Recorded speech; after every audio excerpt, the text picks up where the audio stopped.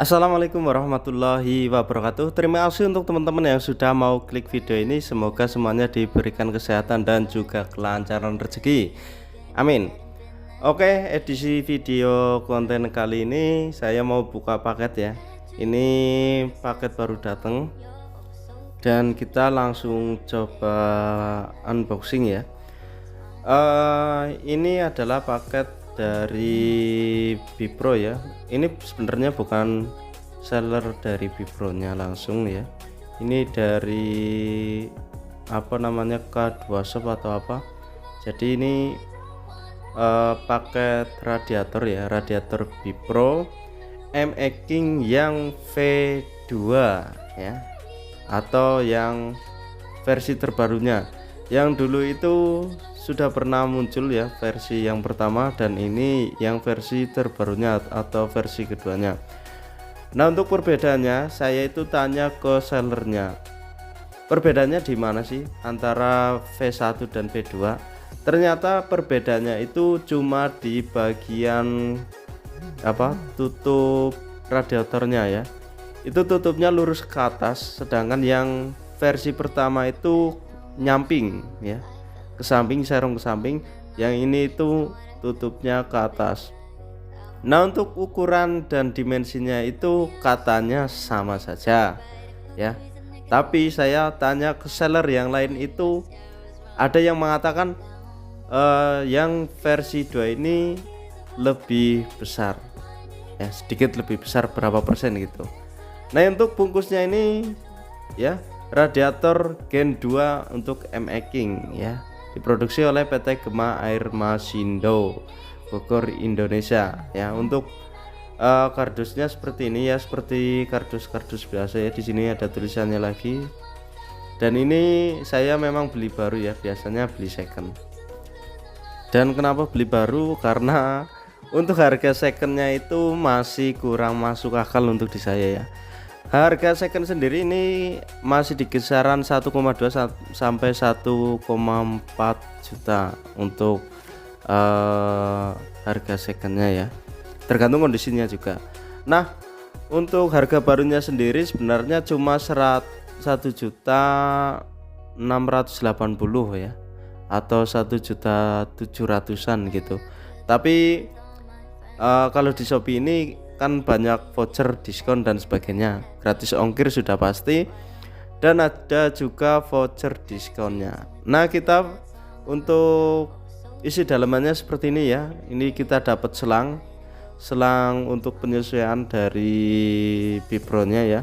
Mungkin yang selang standarnya kepanjangan atau bagaimana, nanti kita lihat di pas pemasangannya. Nah, untuk radiatornya sendiri ini kosong ya. Oh, ada stiker di dalamnya, kosong. Ini cuma ada stiker saja. Kita ambil dulu stiker dari mana ya. Ini kita dari Bipro sudah pasti, dan dari K2 Shopindo. Nah, itu untuk nama tokonya ya, atau resellernya ya. Ini ya. Oke, seperti itu. Sampai mana tadi kita? Oh ya, kenapa beli baru ya? Karena itu dari harga second ke harga baru itu cuma kepatok 200 ribuan. Sedangkan baru ini untuk beli baru itu banyak voucher diskon di Shopee. Jadi saya memanfaatkan untuk yang voucher itu, jadi lebih worth it untuk beli baru. Sebenarnya nggak harus baru, second pun kalau misal masih bagus, saya rasa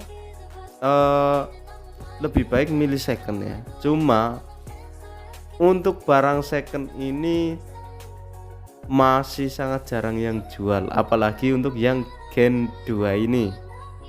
Gen 2 itu masih jarang yang jual, karena yang beli baru juga belum banyak ya. Nah, untuk second sendiri di Facebook saya nyari, ternyata itu harganya masih tinggi, dan juga kondisinya saya kurang cocok. Jadi akhirnya Setelah berpikir lama saya putuskan untuk beli baru. Oke, enggak masalah. Sekalian saya pengen tahu juga untuk yang generasi kedua ini, yang katanya cuma beda di tutupnya itu lurus ke atas ya, dan juga tutupnya seal-sealnya itu katanya lebih baik ketimbang yang versi pertama atau generasi pertama. Nah, tampilan dari Bipro sendiri memang seperti ini ya. Dari generasi pertama menurut saya itu memang sama saja, sama-sama panjang ke bawah dan juga melebar. Ini kalau dari radiator standar M-Making itu kurang lebih 3 kali lipatnya ya, 2 atau 3 kali lipatnya ya, dimensi lebar maupun panjangnya ya, dari radiator standarnya. Dan kenapa saya beli ini, karena memang motor saya sudah bore up ke 200 cc ya. Bisa dilihat di video-video sebelumnya yang 200 cc 29 HP maupun yang hasil revisi 36 HP. Oke, kita buka dulu. Ini plastik, masih dibungkus plastik ya. Kalau beli baru seperti ini memang lebih puas ya, karena ya memang kalau baru seperti ini ya sebenarnya tidak ada yang istimewa, cuma ya lebih puas saja, gengsinya lebih ada gitu saja. Kalau saya milih memang lebih baik barang-barang itu yang terutama yang di luaran mesin ya, itu beli second. Cuma karena ini memang barangnya masih langka, second-nya itu, dan kalaupun ada masih harganya mahal, jadi saya beli baru saja. Nah, untuk kisi-kisinya memang ini gampang gampang rusak ya, kesentuh sedikit bisa rusak, makanya tadi ditutup oleh kertas karton putih. Seperti ini untuk tampilan belakangnya, masih sama dengan generasi yang pertama ya, menurut saya seperti itu. Untuk lengkungannya juga masih sama ya. Di sini ada tulisan Bipro ya. Nah, untuk tampilannya sendiri seperti ini, tidak ada yang jauh berbeda untuk radiator ini. Dan yang berbeda ya tentunya ini di bagian tutup radiatornya itu lurus ke atas ya. Nih saya tunjukkan lebih dekat. Nah, ini las-lasannya itu lurus ke atas. Biasanya itu las-lasannya itu nyamping ya, agak nyerong ke samping, jadi tegak lurus dengan yang sudut nyampingnya itu. Nah ya, seperti ini las-lasannya tuh, dari samping kanan dan kiri seperti itu. Untuk detail-detailnya kayaknya masih sama dengan yang generasi pertama, tidak jauh berbeda ya.